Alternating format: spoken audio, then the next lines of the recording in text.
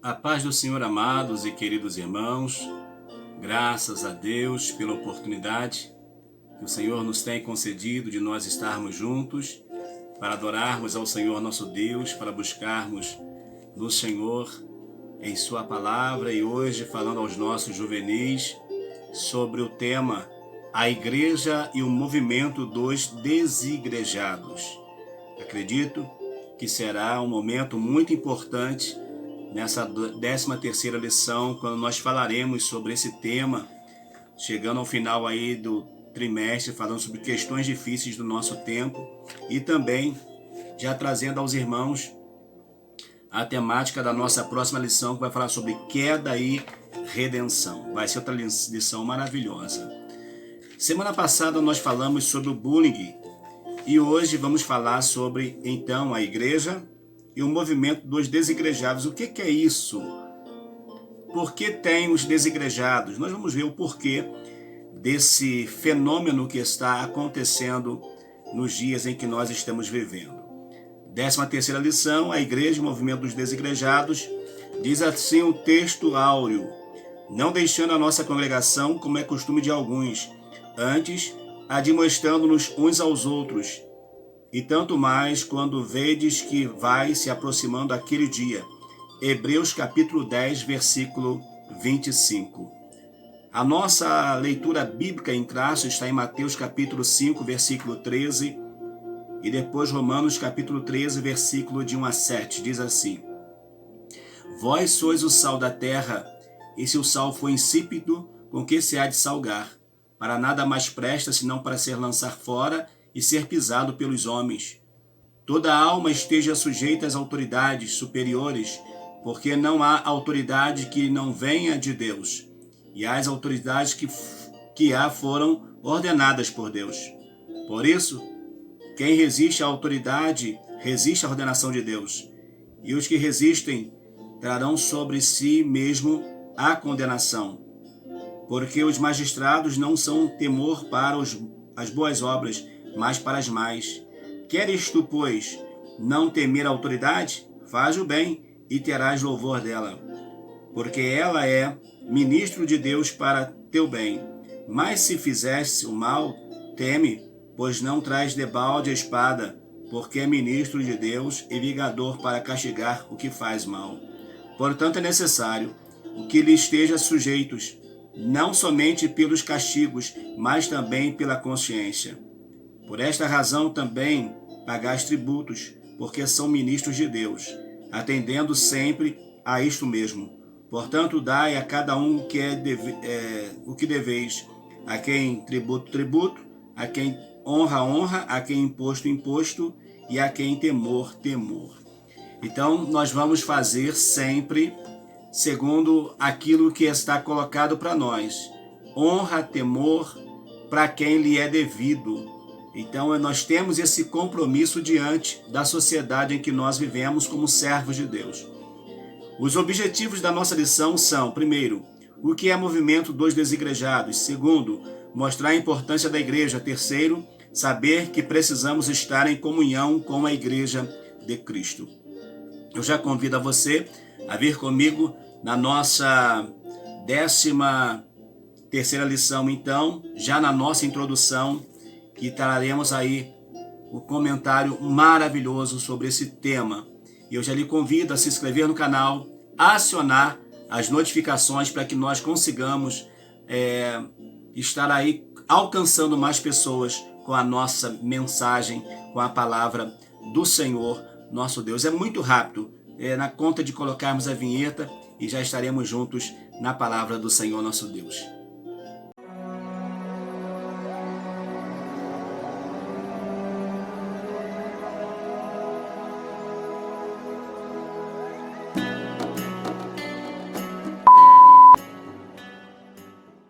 A introdução diz assim: certamente no tempo dos seus avós e avós não havia desigrejados, pois esse é um fenômeno novo e real dos nossos dias. No censo de 2010, o IBGE denominou os evangélicos não determinado um grande número de brasileiros, ou seja, eram evangélicos que não tinham uma denominação. Não eram batistas, não eram assembleanos, não eram metodistas, não eram neopentecostais, mas eram chamados de evangélicos, porém não com uma igreja definida. Então eles vão determinar lá na sua pesquisa como evangélico não determinado. Esses disseram ser evangélicos, mas não frequentavam nenhuma igreja. Essas pessoas, por algum motivo, deixaram de frequentar suas congregações. Fica então a pergunta para que você reflita: pode um crente viver sem a igreja? Pode um membro amputado não putrefar fora do corpo ou se decompor fora do corpo? O que vocês acham? Assim, a igreja é fundamental para a nossa fé. A igreja ela é para nós algo muito importante, aonde nós vamos comungar da nossa fé com os nossos irmãos. Um novo movimento. Como já é do conhecimento, estamos vivendo tempos difíceis e trabalhosos. À medida que se aproxima a vinda de Jesus, o número de apóstatas só aumenta. Você sabe o que significa apóstata? Significa renegar a fé, voltar atrás. Infelizmente, não são poucos os cristãos que estão apostatando da fé e segundo movimentos de homens. Estes, inchados em seu conhecimento, manipulam a seu modo a palavra de Deus e preferem seguir as vãs filosofias que surgem. Estamos vivendo um tempo de falso cristianismo, por isso o Evangelho de Cristo, com o desafio de renunciar ao pecado, vem sofrendo muitos ataques. A igreja, o Evangelho, vem sofrendo ataques por quê? Porque a ideia do Evangelho é aproximar a pessoa do seu Criador, é aproximar a pessoa do seu Salvador. Porém, as ações, as artimanhas que estão surgindo aí é para quê? É para levar esse homem a se afastar de Deus, levar esse ser humano a viver longe do Senhor nosso Deus. E com isso, nós vamos ver que há um prejuízo muito grande, há um prejuízo muito sério quanto isso aí. Porém, nós não podemos remover os alicerces e a base da nossa fé. Talvez você queira perguntar, mas precisamos mesmo frequentar uma igreja? Sim, a igreja não é uma invenção humana, ela foi projetada e criada por Deus. O lugar de ovelha é no redil, ou seja, na igreja. Na parábola narrada por Jesus, não somente sabemos o motivo de a ovelha ter deixado o pastor e o seu rebanho, mas com certeza ela deve ter sido atraída e seduzida por algo muito forte. Então, amados, deixar a igreja não deve ser algo que passe pelo nosso pensamento, que venha nas nossas vidas como algo na nossa vida, mas que nós devamos entender a importância de nós estarmos adorando a Deus, servindo a Deus com sinceridade. Diz ainda, a igreja não é uma organização qualquer, ela é o corpo de Cristo aqui na terra e precisamos estar unidos a este corpo para nos manter vivo espiritualmente. Só é possível alguém ficar vivo, ter parte do seu corpo vivo se estiver ligado no corpo. Logo, inclusive a gente vê, um tempo atrás, passou um jovem que estava pedalando a sua bike e de repente veio um carro e bateu no seu braço, arrancou o braço dele fora. Aquele motorista apavorado, com aquele braço agarrado no retrovisor, ele foge do local e joga fora. Se aquele motorista, certo ou errado, não sei, tivesse parado, tivesse prestado socorro, aquele jovem não tinha ficado sem o seu braço, porque daria tempo de ser reconstituído no mesmo lugar, reconstruído no mesmo lugar. Mas como não encontrou no tempo hábil, então ele deixou de fazer parte do corpo. Então alguém que não está literalmente ligado à igreja, passado o tempo, ele não mais fará parte do corpo do Senhor. Porque ele pode ser levado e seduzido por muitas coisas. E com isso, vai lhe trazer uma separação, um desvio da presença do Senhor nosso Deus. Segundo, a importância da igreja. A igreja do Senhor Jesus Cristo é fundamental para a nossa fé, para a nossa vida espiritual. Não por acaso o escritor aos Hebreus recomenda: não deixando a nossa congregação como é costume de alguns, antes admoestando-os uns aos outros, e tanto mais quando vejo que vai se aproximando aquele dia. A ideia do inimigo é fazer com que as pessoas não tenham prazer de estar na casa do Senhor. E aqueles que vão à casa do Senhor não têm o prazer de se envolver com a obra. Então é muito prejudicial, é muito ruim quando essas coisas acontecem. Quando nos reunimos como igreja, temos a oportunidade de adorar a Deus e de partilhar a nossa fé, fortalecendo uns aos outros no Senhor. Então, quando nós reunimos, nós temos alguns pontos que devemos observar. E se a pessoa é um desigrejado, ele não vai observar esses pontos que nós estamos tratando aqui. Por exemplo, olha só, quando reunimos, nós temos que saber que estamos ali para exaltar, adorar e glorificar o Todo-Poderoso. Nós estamos ali para adorar o Senhor, para glorificar o Senhor, para preencher o vazio da nossa alma. Ser morada do Espírito Santo aqui na terra, a igreja é para isso. O Espírito Santo, quando vem, não vem para ficar vagando por aí, não. Ele veio para habitar com a igreja. Revelar aos homens sabedoria do Criador mediante a pregação do estudo da palavra. Proclamar o Evangelho de Jesus Cristo a toda criatura. Então, nós poderíamos resumir a tarefa da igreja em 2 pontos principais. Primeiro, adoração. Segundo, evangelização. A igreja, ela existe para adorar. E quando falamos de adoração, adorar a Deus. E no meio dessa adoração, a nossa comunhão, a koinonia, a nossa vida espiritual, ela vai crescer porque estamos unidos. É muito fundamental quando nós olhamos por esse lado. E outro nos preparamos na igreja para sairmos ao mundo, para a evangelização, para levarmos esta poderosa palavra. Fazer com que seus membros cresçam na graça e no conhecimento de Jesus Cristo, mediante o estudo sistemático da palavra de Deus. É fundamental que nós estudemos a palavra do Senhor nosso Deus. Diz assim: como você pode ver, temos uma missão a cumprir.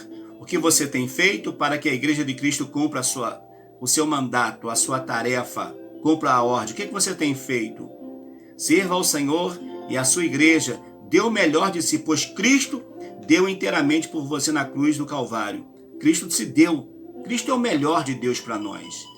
Às vezes até cantamos que o melhor de Deus está por vir. Não, o melhor de Deus já veio. O melhor de Deus é Cristo. O melhor de Deus é o Senhor Jesus. É Ele que tem atuado, Ele que tem agido de forma maravilhosa nas nossas vidas. Então nós vamos ver aqui, e ele diz assim: sabemos que muitas igrejas que dizem evangélicas não estão cumprindo sua missão, desobedecendo ao Evangelho. Infelizmente, algumas mais parecem uma empresa onde comercializam as bênçãos de Deus. Porém, isso não invalida o valor e a importância da igreja genuína. Existem igrejas que falham na sua missão? Existem. Mas existem também as igrejas que podemos chamar de igrejas que são sérias, que têm um compromisso com a palavra. A Santa Ceia é a comunhão do corpo de Cristo, no ponto 3. O Senhor Jesus deixou 2 ordenanças para a sua igreja: o batismo nas águas e a Santa Ceia.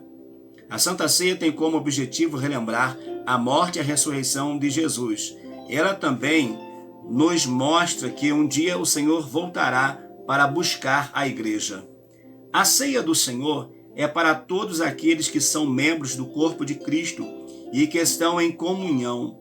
Jesus declarou: na verdade vos digo que se não comerdes a carne do Filho do homem e não beberdes o seu sangue, não tereis vida em vós mesmos. Muitos que fazem parte do movimento dos desigrejados dizem ter comunhão com Cristo, porém não participam de uma igreja e não tomam a ceia do Senhor, ignorando que para ter vida plena com Deus é preciso ter também uma vida de comunhão com os santos. Se eu quero ir para o céu, desfrutar de uma comunhão com Deus na eternidade, eu tenho que buscar ter uma comunhão com os meus irmãos aqui na terra. Eu preciso entender isso, eu preciso buscar isso. Então nós vamos ver que é muito importante que os membros da igreja tenham o prazer, tenham o desejo de estar na ceia do Senhor, de batizar-se, passar pelas águas e estar participando da maior festa da igreja, que é a comunhão por meio do pão, por meio do cálice. Diz assim, sempre em comunhão. O amor e a comunhão uns com os outros é o que nos identifica como igreja, como discípulos de Jesus, como corpo de Cristo. Pense na oração que Jesus fez ao Pai antes de enfrentar por nós a cruz. Que todos sejam um como tu, ó Pai, o és em mim e eu em ti. Que também eles sejam um em nós, para que eles sejam perfeitos em unidade e para que o mundo conheça o que tu me enviaste. Não se aparte desta comunhão conquistada e instituída por Cristo. O Senhor Jesus, ele tem um compromisso com a sua igreja. E é o desejo do Senhor que a sua igreja, junto ao Pai, seja uma igreja unida, fortalecida, uma igreja unida com Ele, fortalecida com Ele, uma igreja unida e fortalecida, cheia do Espírito Santo. E com isso nós vamos ver a manifestação de Deus, o poder de Deus, a glória de Deus sendo manifesta na vida do povo. Se você pertence a uma igreja, não tem ido à igreja, pense nisso. Volte a congregar, volte ao templo, renove a sua comunhão, renove a sua experiência com o Senhor. E você vai experimentar um crescimento muito grande na sua vida. Algo maravilhoso. E esses que às vezes usam a rede social é bom. Não vou dizer que não seja bom você participar de um culto pela rede social, de um estudo pela rede social. Isso é bom, tanto que eu estou aqui trazendo o estudo para você. Mas, se você pode, além de ver o estudo na rede social, participar do culto nas redes sociais, se você pode ir na igreja, não deixe de ir. Não deixe de ir, de dar a paz do Senhor, apertar a mão do seu irmão, sentir o calor humano na igreja. Isso é muito importante, tá? Para concluir a nossa lição, tenha cuidado com os movimentos religiosos que surgem em nossa sociedade. Em breve Jesus voltará para buscar a sua igreja e estaremos para todo sempre com ele no céu. Vale a pena ser fiel ao bom pastor e aguardá-lo em comunhão com o seu rebanho na igreja. Então, amados, eu tenho esperança da vida eterna. Você tem? Acredito que sim. Então, busque no Senhor o viver essa vida eterna, o viver essa vida de comunhão, o viver essa vida de busca na presença do Senhor nosso Deus. E você vai crescer espiritualmente para a glória do Senhor. No próximo trimestre, então, nós falaremos sobre a nossa primeira aula sobre a queda, sobre um momento muito triste que aconteceu ali no Jardim do Éden. Mas também nós vamos ver que Deus, ali no Éden, já proveu um meio para a salvação, o meio para que o homem fosse salvo, para que o homem fosse liberto. Te convido a vir comigo e caso você ainda não tenha feito a sua inscrição no canal, você possa fazer e vai ser uma bênção em nome de Jesus. Amém.